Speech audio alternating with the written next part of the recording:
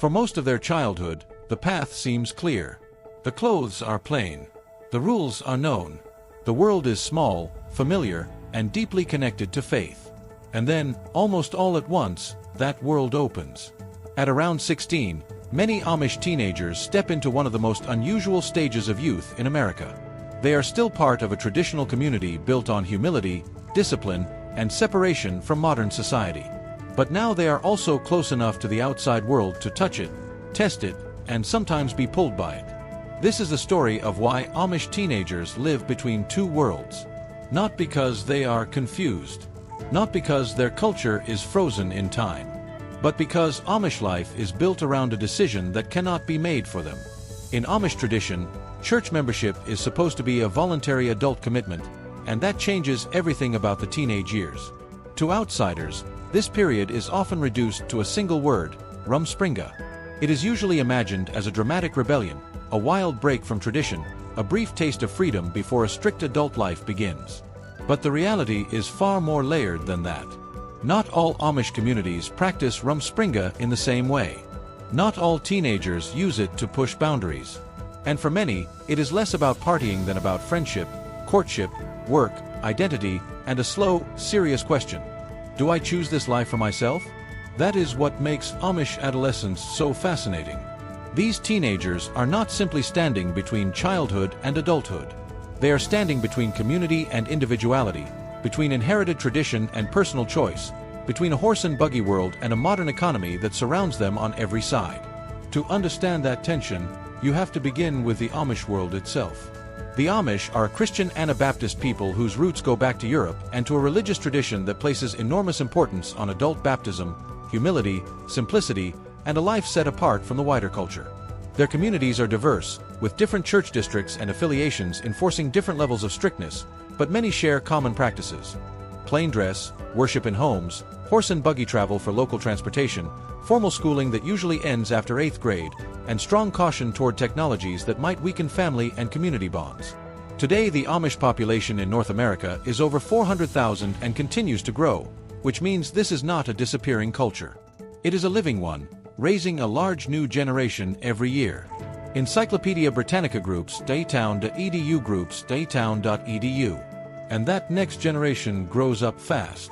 Amish children usually attend 1 or 2 room schools, often taught by Amish teachers, and formal education typically ends at the 8th grade. After that, practical learning takes over. Boys often move toward work, apprenticeships, construction, shops, or factories.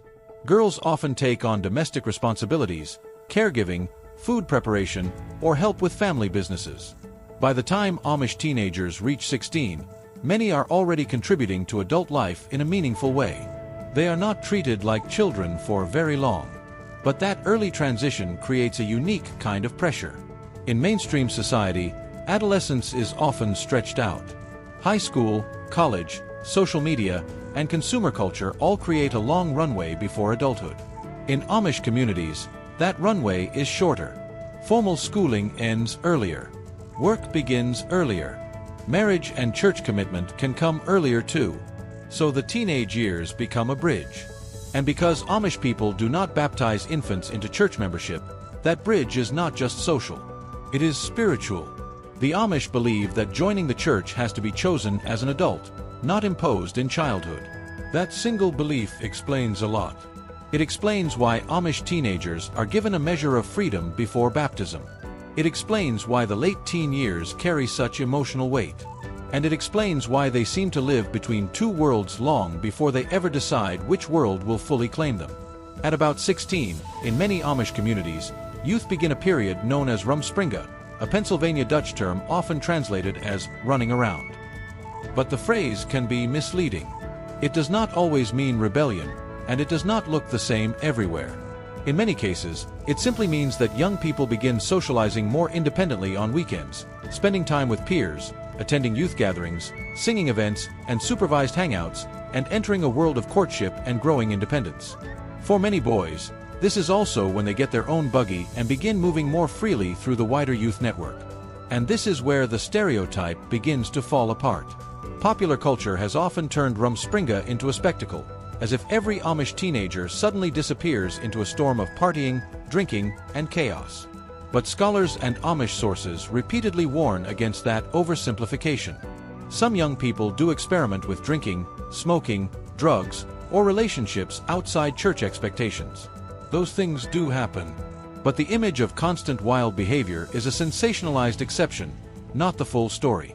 For many Amish teenagers, the most dramatic thing about these years is not excess.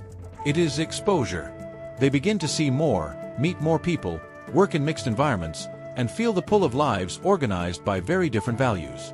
What makes this even more interesting is that Amish teenagers often encounter the outside world long before outsiders realize it.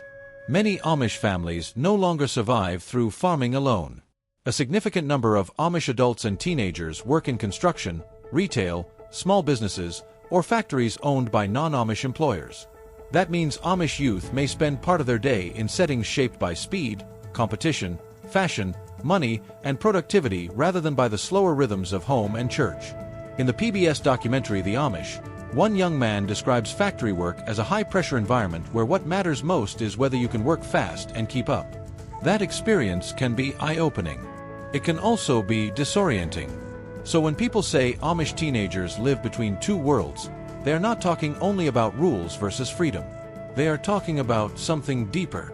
At home, life is shaped by kinship, worship, local reputation, and the unwritten ordnung, the community code that governs acceptable behavior.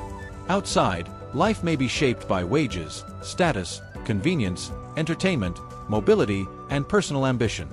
The Amish do not reject every modern tool, but they do evaluate technology according to whether it strengthens or weakens the community.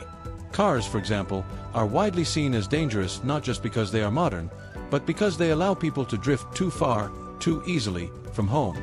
That fear is especially relevant for youth. And for teenagers, the contrast can feel very personal. The outside world offers speed. The Amish world offers belonging. The outside world offers choice. The Amish world offers stability. The outside world says become whoever you want. The Amish world asks who you are willing to become in service to others. That tension is one reason these years can be so emotionally charged. The Amish teenager is not just choosing between clothes, music, or technology. They are weighing entire definitions of a good life. But there is another layer to this story, and it may be the most important one of all. In many communities, rumspringa is also the season of courtship. Youth gatherings are not only social spaces. They are part of how future marriages begin. And because marriage within the Amish community is closely tied to joining the church, the teenage years are not simply a temporary detour before adulthood. They are the doorway into adult Amish life itself. Friendship, love, work, family, faith, and identity all start converging at the same moment. That helps explain why so many eventually stay. According to sources from Amish Studies and PBS, most Amish youth do choose baptism and church membership. Retention rates are often estimated around 85% or higher, and some accounts place it closer to 90% in certain areas. That is striking, especially given how much attention is paid to those who leave. It suggests that even after seeing more of the outside world, most young people still find the Amish life more convincing, more meaningful, or more livable than outsiders assume. Why? Part of the answer is practical. Leaving means entering a world where the expectations are different and the barriers are real. Many Amish teens finish formal school after 8th grade. If they leave, they may face the modern economy with limited credentials and little preparation for a highly individualistic culture. Some discover that the freedom they imagined also comes with loneliness, instability, and a level of complexity they do not want. Britannica notes that some return because they feel overwhelmed by the conveniences and complications of modern life, while others miss the social structure and companionship of family and friends. But that is only part of the story. The other part is emotional and moral. Amish life is not simply a set of restrictions. It is also a complete social world. It offers constant contact with extended family, a dense network of mutual aid, clear expectations, and a deep sense of purpose. The famous barn raisings, often used to symbolize Amish cooperation, are not just charming traditions. They are reminders that this society is built on interdependence. For someone raised inside that world, choosing baptism may feel less like giving up freedom and more like accepting a place in a web of obligations that also protects and sustains you. And yet the choice remains serious because of what comes next. Once an Amish person is baptized, they are no longer hovering at the edge. They are making a lifelong vow. Adult baptism means full church membership, and with it comes accountability. If a baptized member later rejects church teachings or refuses correction, church discipline can follow, including forms of shunning. But Amish study sources make an important distinction here. People who leave before baptism are not treated the same way, because they never made those vows in the first place. That detail matters. It shows that the teenage years are not a trap in the way outsiders sometimes imagine. They are, in Amish theology, the necessary period before a binding promise. Still, respectful honesty means saying this too. Living between two worlds is not always peaceful. Some Amish youth struggle. Some families struggle. Amish sources themselves acknowledge that there can be rebellion, alcohol abuse, drug use, broken relationships, and even more serious problems inside some communities. No human society is free from pain. The calm image outsiders often hold of Amish life can hide the fact that these are real teenagers facing real pressures, only in a setting where community expectations are unusually strong and where the consequences of adult decisions can last a lifetime. And this is where the story becomes less about the Amish and more about something universal. Because in a way, every teenager lives between two worlds. One world is inherited. It is the world of parents, rules, religion, language, and routine. The other is imagined. It is the world of possibility, independence, risk, and self-definition. What makes Amish teenagers different is not that they face this conflict. It is that their culture makes the conflict visible. It gives the in-between years a name. It surrounds the choice with ritual, community memory, and spiritual consequence. It forces the question into the open. Are you choosing this life because it is all you know, or because you truly believe in it? Maybe that is why their story holds such a strange power for outsiders.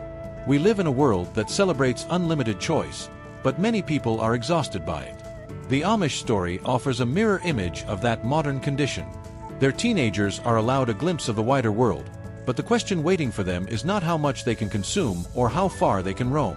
It is whether freedom without belonging is enough. So why do Amish teenagers live between two worlds? Because Amish life is built on a paradox. It is one of the most tradition-bound cultures in North America, yet it insists on a voluntary adult commitment.